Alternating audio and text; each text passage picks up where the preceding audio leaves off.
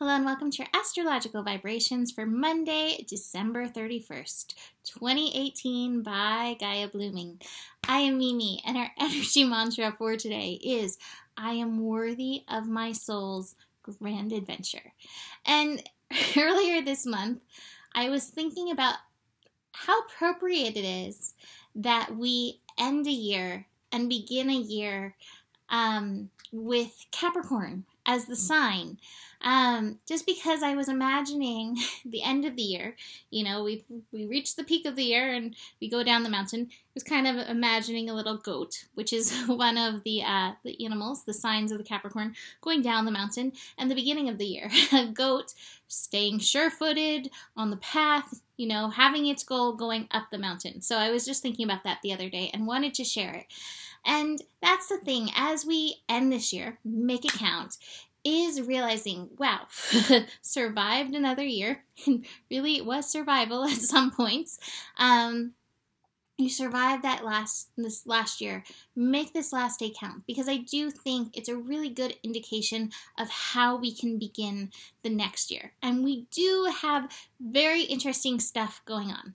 So I think of the most interestingness, to put it like that, we have Mars moving into Aries. Now, this is interesting because most of the day we're going to have Mars at that 29th degree of Pisces. That's a fascinating degree because that really is a degree of completion. So we're working this completion energy. We have a view of this whole year that's gone by. We have a view of the entire zodiac within this degree. And so we hold that space for most of the day. At 6:20 p.m., Mars, the planet of action, planet of other things too, which we'll get into, moves into Aries, which is the first sign of the zodiac. I think this is a really powerful indication for this next year. Now, with Aries energy, Mars energy, Aries energy, as Aries is ruled by Mars, it's very strong energy. And with any planet, there are different vibrational natures that we can use with the Aries energy. There is the passionate, I am all in and I am going in this direction energy. And I am all for the passion. There is also the aggression and the frustration. Aries is the god of war. Mars is that warlike energy. And as people on my Patreon site know, wow, this year, January, we have a lot of square energy going on. Squares bring that resistance between the Capricorn and the Aries energy. So I'm not saying that it's necessarily going to be easy. And I'm also not going to say that it's necessarily going to be easy this year to corral that energy down the passion path. I think a lot of us are going to have to deal with the frustration that rises. However, the first step is knowing that this power is there. And the second step is, how are you going to utilize this? Are you going to funnel it in the direction of your passion? Or are you going to let the frustration overcome you and let you go down the aggression path? That being said, like I said, Mars for most of the day will be at that 29 degrees. That 29 degrees also gives us a good indication how to utilize this energy. Mars in Pisces does have a very yin quality, so it has been very much about being in the flow and listening to our intuition to take action. Take that wisdom with you into Mars and Aries. Listen to your yin. Listen to your intuition. Before you react, tune in. What is my highest? What is my best? How can I listen to my soul? How can I show up as my best soul self? Because that's one of the other really strong lessons that we're moving into 2019 with. So the other stuff that we've got going on, oh wait, I wanted to say one more thing. Mars will be at 0 degrees. So if you wake up on January 1st, the new year, and you're like, I kind of feel like a slug, that's okay. Mars is going to take a little bit of time. You may feel that heat rise with that shift. You may feel that passion come online, but it's probably going to take a few days before you really feel the follow-through action that goes with it. All right, so besides that, we've got some planets at 11 degrees, helping us finish up this year on that master level, and begin the year on that master level. We have both our teachers, Saturn and Jupiter, hanging out at 11 degrees. Jupiter at 11 degrees in Sagittarius, reminding us to be the master in regards to reaching for the light. That is a really important lesson for this next year. There is going to be a lot of challenges, transitions going on, but if we can keep reaching for the light, if we can keep knowing that the good is there, we will pull ourselves through those, those tiny places that may feel a little bit tight, that may feel a little challenging.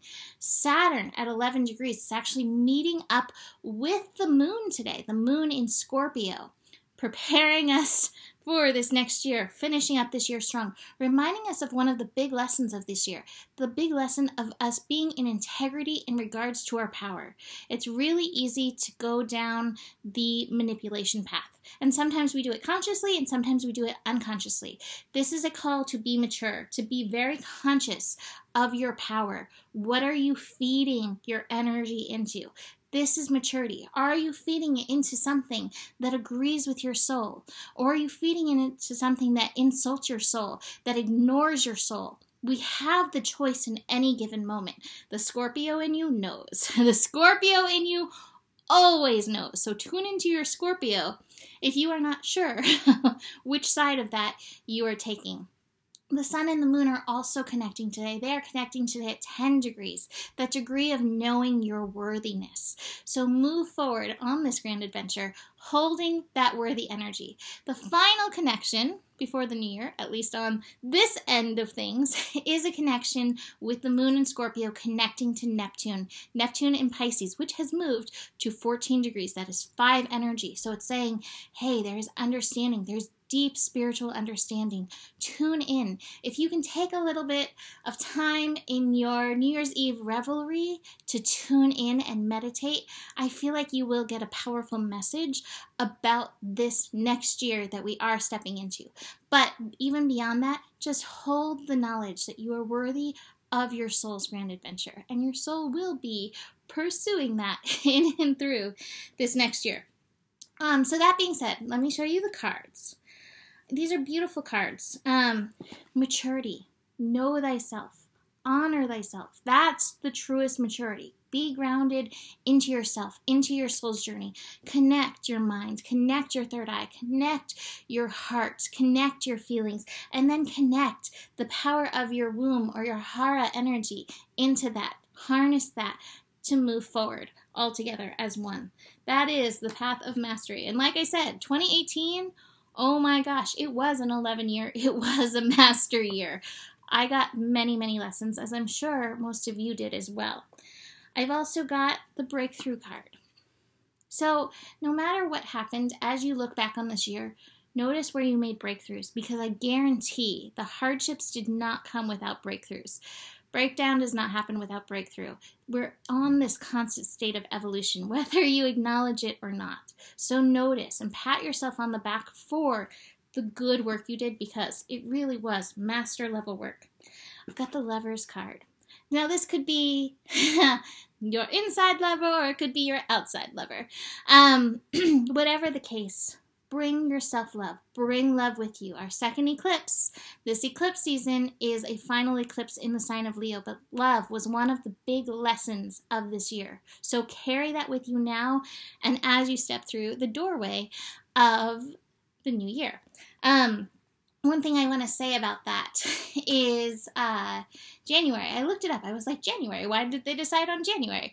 Well, January is related to Janus, a Roman god of beginnings and doorways. And Janus, I guess, has 2 faces, one that looks backward and one that looks forward. So carry your lessons from there, your mountain goat going down the mountain. Bring your lessons from 2018, but look forward into this grand adventure that 2019 will be bringing. So if you're interested in a little January preview, I did it for my patrons, but if you're not wanting to join my patron group at this time, you can email me, and for a small fee, I will send that to you. Let me know if you're interested. Besides that, you can always book a reading. Email me, mimiclark@gmail.com. I am going to be putting out a year ahead video. Same thing, I'm doing it on Patreon. But if you would like to purchase it, you can email me and do that, and I'll let you know when I do that. But besides that, you have the power. Carry that with you. The better it gets, the better it gets. I promise, always, that is the truth. And there is enough love in the world for you. There is no lack. There is more than enough love in the world for you. Namaste.